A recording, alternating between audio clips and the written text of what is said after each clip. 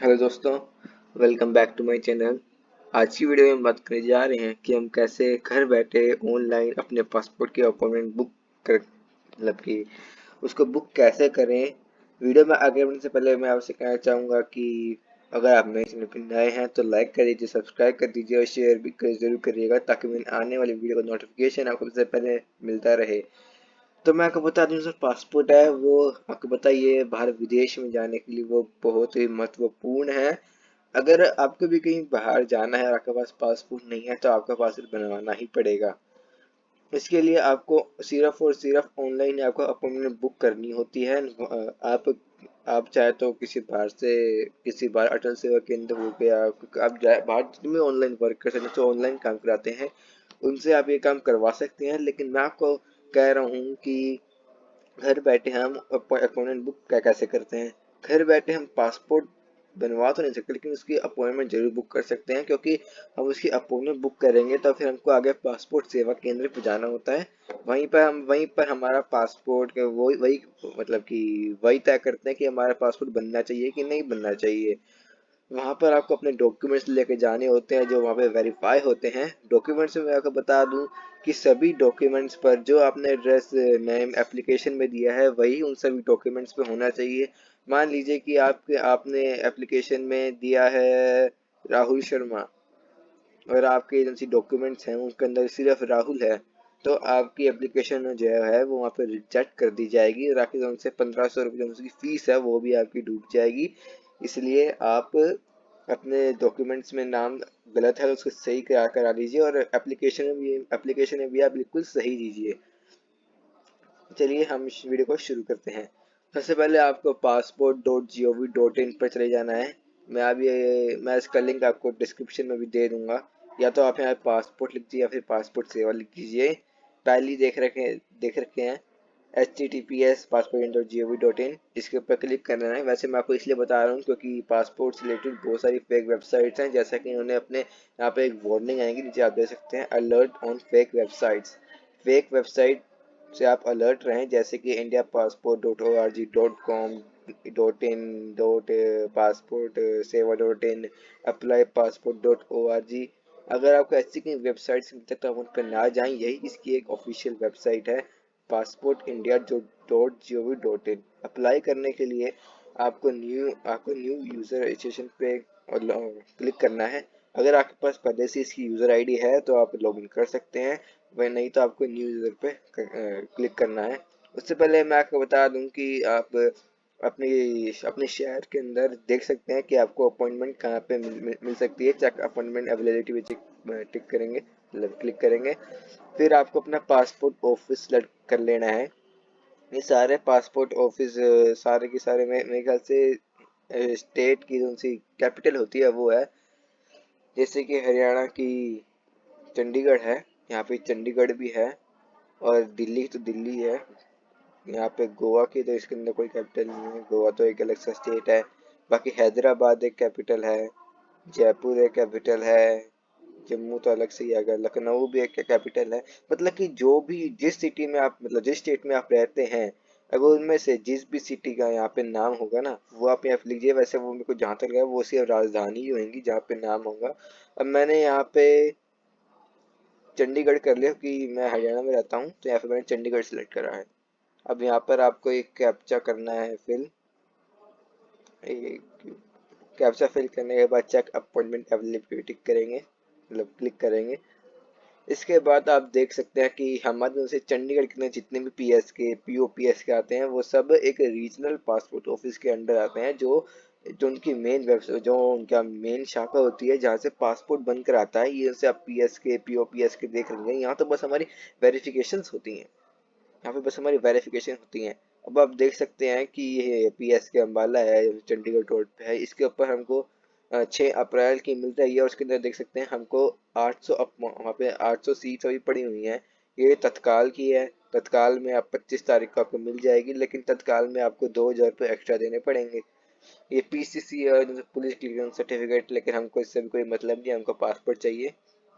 अगर आपको तत्काल में चाहिए तो आप तत्काल कर लीजिए, आपको 3500 उनको देने पड़ेंगे। ऑनलाइन पेमेंट करनी पड़ेगी। वैसे अगर आप नॉर्मल में लेते हैं तो आपको सिर्फ 1500 रुपये देने होते हैं। मैं आपको बता दूं से पीएस के लिखे होते हैं, इनका नाम, इनके फुल फॉर्म होती है पासपोर्ट सेवा केंद्र। ये बहुत बड़े केंद्र होते हैं।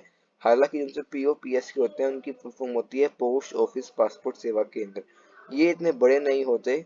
जहाँ जहाँ की पासपोर्ट सेवा केंद्र में हमको इतनी ज़्यादा टेक्नोलॉजी दिखेगी, वहाँ पीओ पीएस के में इतनी ज़्यादा टेक्नोलॉजी नहीं होगी। यहाँ पर पीओ मतलब पीएसके में आप जैसे ही अंदर वहाँ जाएंगे वहाँ पर आपको गार्ड दिखाई देंगे जो आपको अंदर नहीं जाने देंगे बिना अपॉइंटमेंट के। लेकिन पीओ पीएसके में कोई गार्ड नहीं होता। और जब आप अंदर जाते हैं तो वहाँ पे 1 2 3 काउंटर बने होते हैं पीओ पीएसके में, वो शायद होते होंगे। मैं अभी गया नहीं, वैसे मैंने अप्लाई कर रखा है। मैं आपको इसके अंदर अप्लाई करने शुरू से लेकर एंड तक कराऊंगा, लेकिन इसकी पेमेंट मैं आपको नहीं दिखाऊंगा। हाँ, पेमेंट के बाद के जो प्रोसीजर है वो मैं आपको दिखा दूंगा उसके अंदर बाद में क्या होता है पेमेंट करने के बाद, क्योंकि मेरे को दोबारा से अप्लाई नहीं करना है।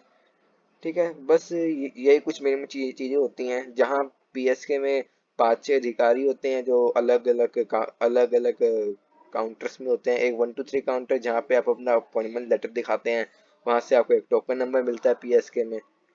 शायद ये सब पीओ पीएसके में होता होगा।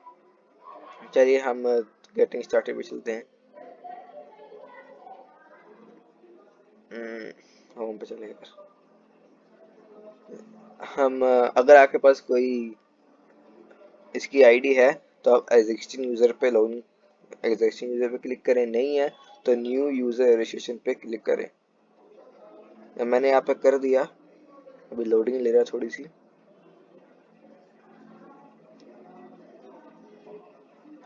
अब आप देख सकते हैं रजिस्टर टू अप्लाई। यहाँ पर आप सिर्फ पासपोर्ट ऑफिस पे क्लिक करके रखेंगे, फिर आपका पासपोर्ट ऑफिस कौन सा है, यानी कि जैसे कि हरियाणा की राजधानी चंडीगढ़ है तो आपको यहाँ पे चंडीगढ़ सेलेक्ट करना पड़ेगा। हाँ, जैसे कि उत्तर प्रदेश की लखनऊ है तो यहाँ पे लखनऊ ही आपको सेलेक्ट करनी है। फिर आपको यहाँ पे अपना नाम डाल देना है, डेट ऑफ बर्थ डाल देनी है, ईमेल आईडी डाल देनी है।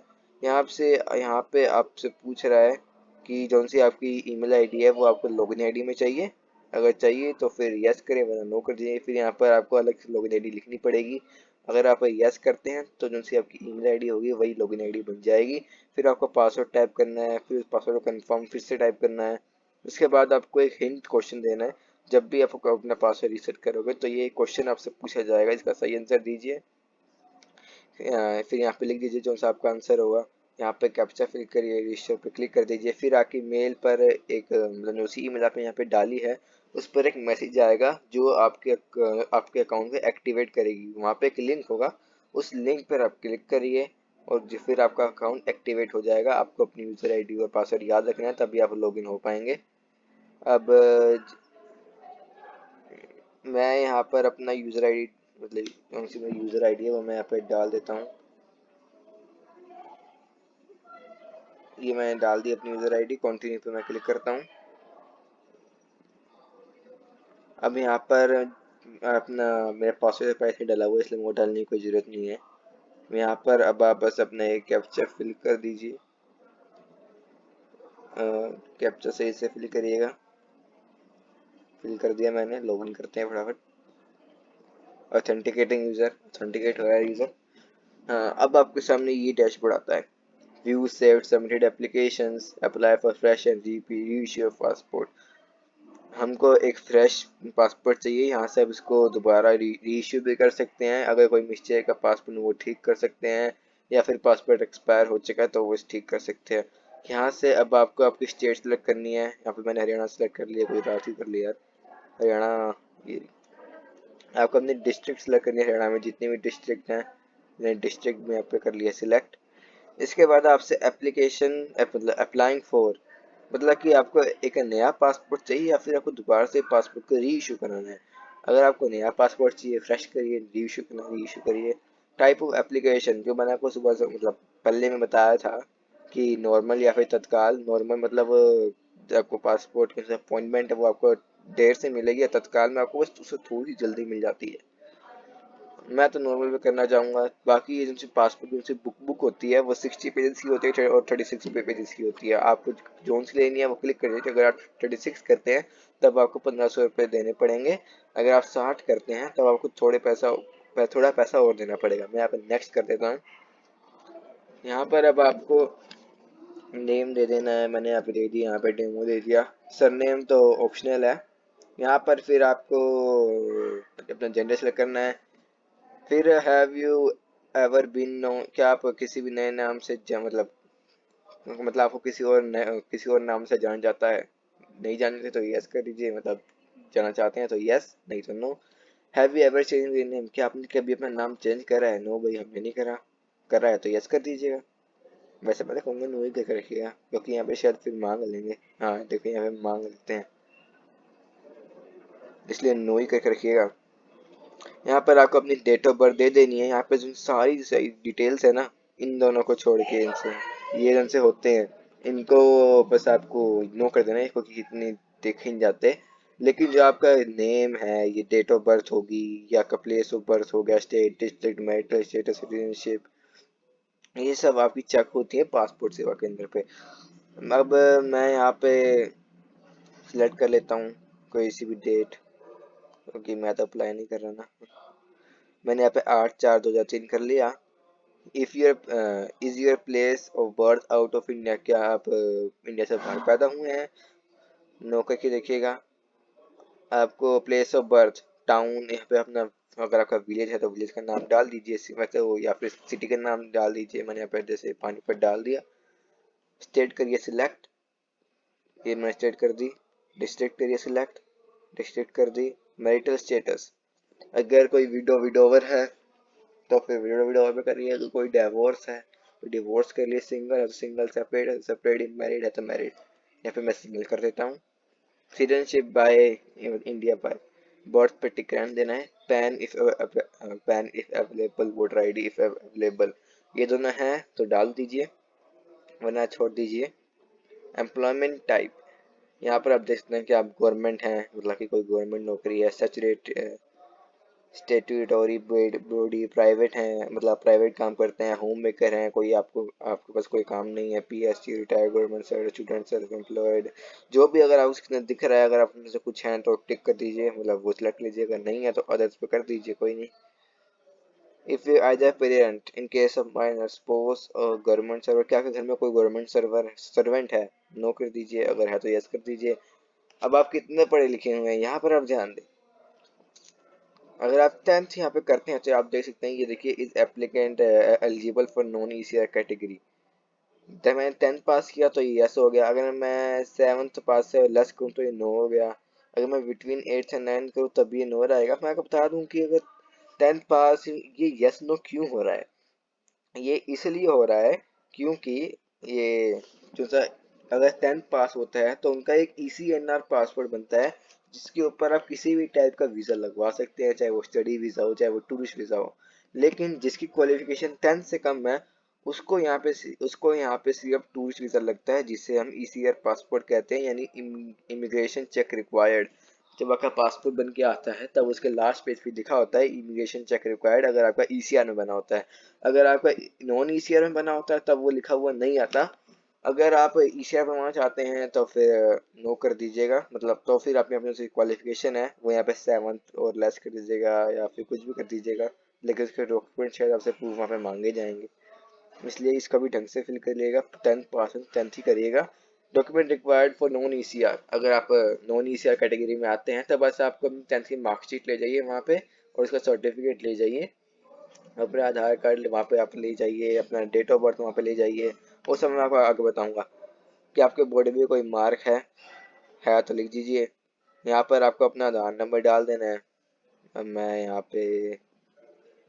डाल दे मैं यहाँ पे कौन सा आधार नंबर डाल दूँ, किसी को भी डाल देता हूँ।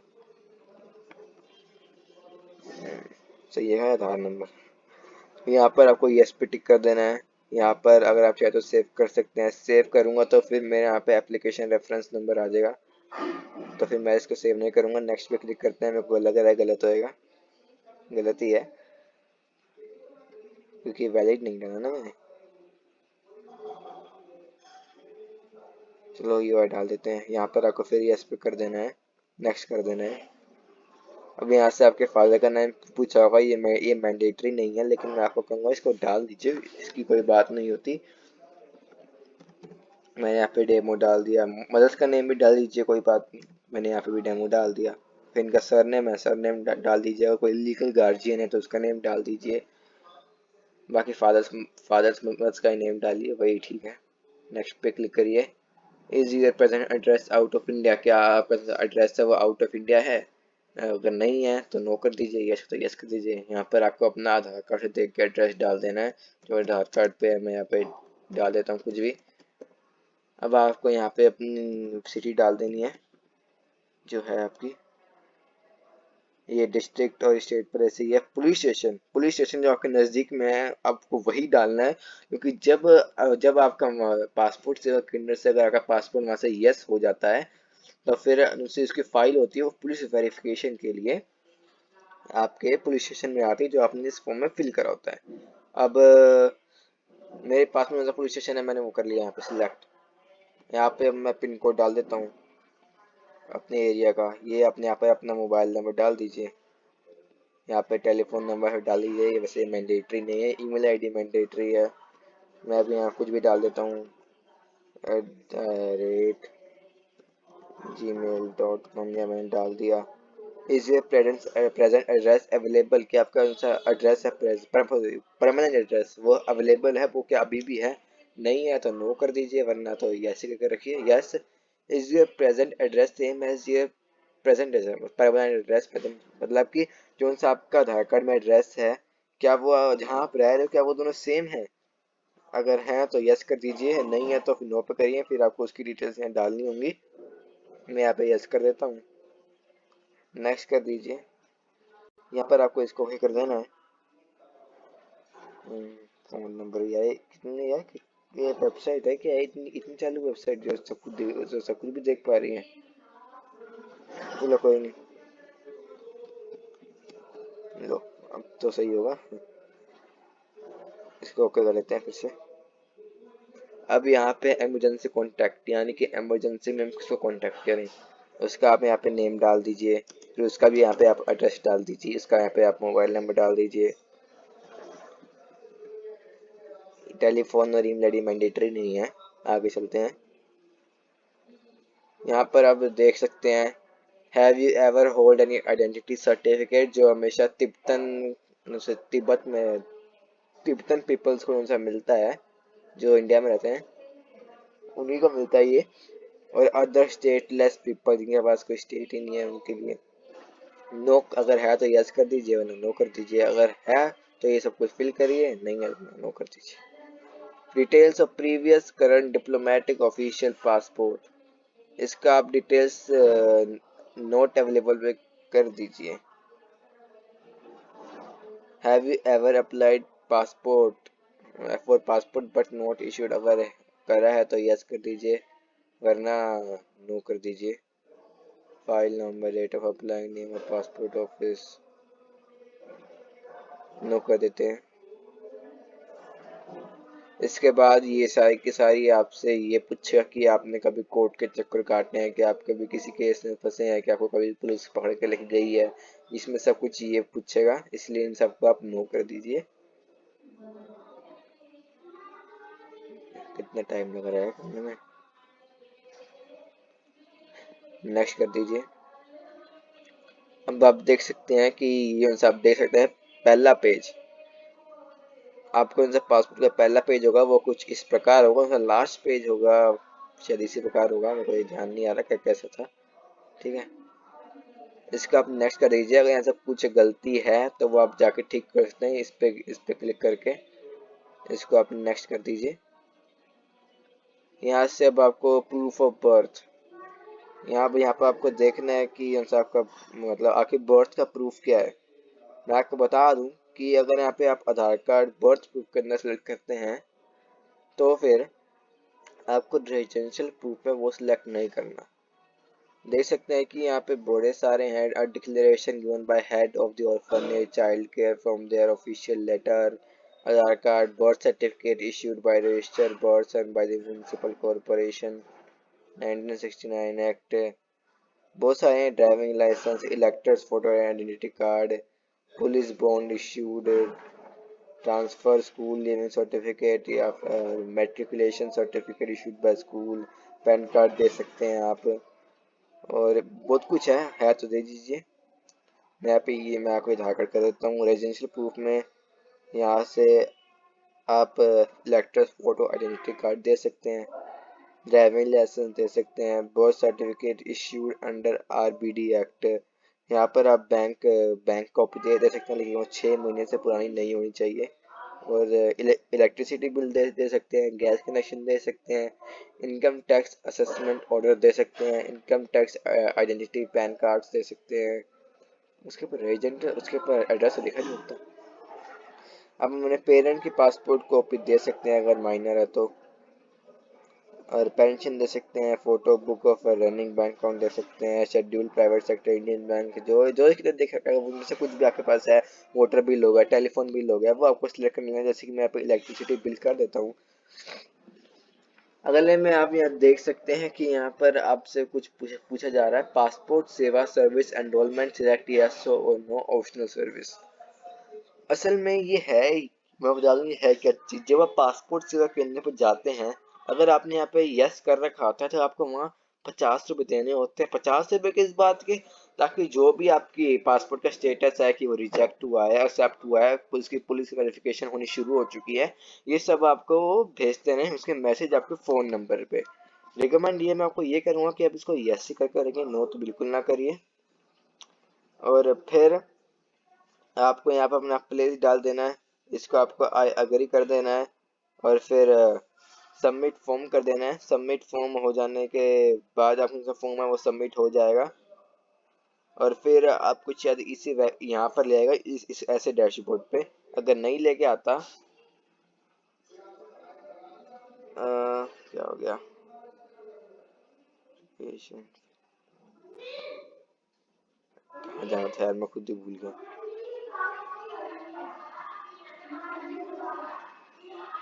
व्हाट द हेल यार। चलो कोई नहीं, मैंने आप पे एक दूसरी आईडी से लॉगिन करा था, पता नहीं कहाँ चली गई यार वो।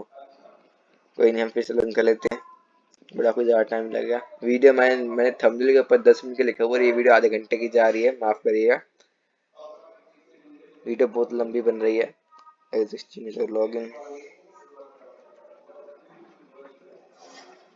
आपको इतना वेट करा रहा हूँ कि ये सब कैसे होगा, मगर हम आपको भी ऐसे नहीं भेज सकते बिना कुछ बताए। वीडियो पूरी देख लीजिएगा, ऐसे छोड़िएगा नहीं। ज़्यादा लंबी बन गई है तो आधे घंटे की।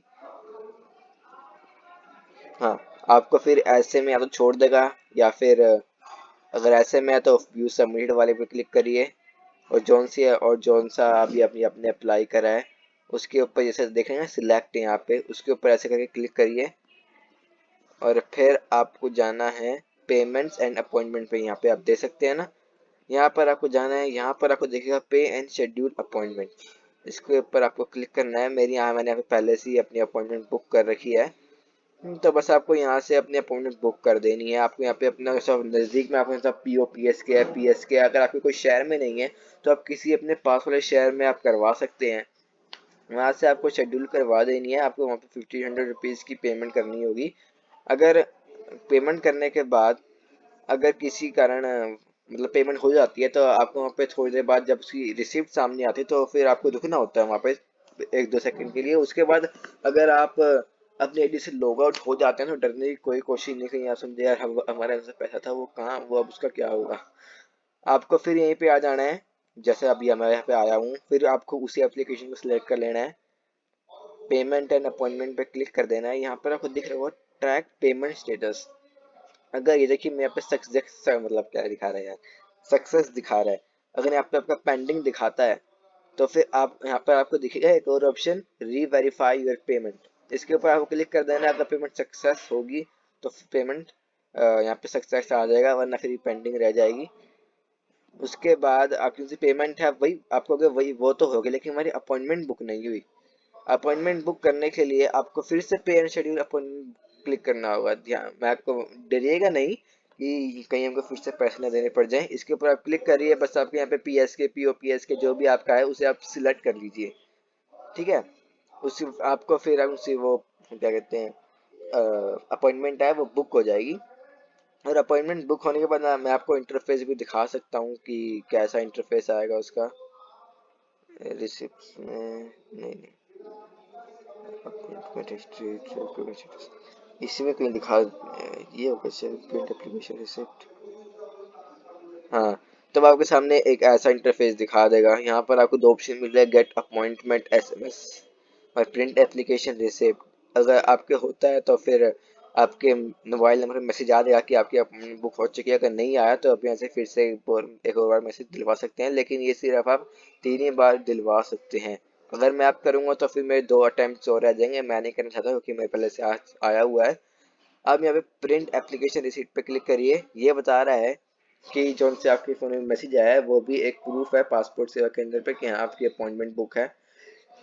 लेकिन मैं आपको कहूँगा प्रिंट आउट निकाल के ले जाइए, ओके कर दीजिए। फिर आपके सामने उसी आपके क्या कहते हैं, आपके सामने एक एप्लीकेशन जैसे मतलब आपकी अपॉइंटमेंट लेटर आ जाएगा, उसे आपको प्रिंट करवाना है बस।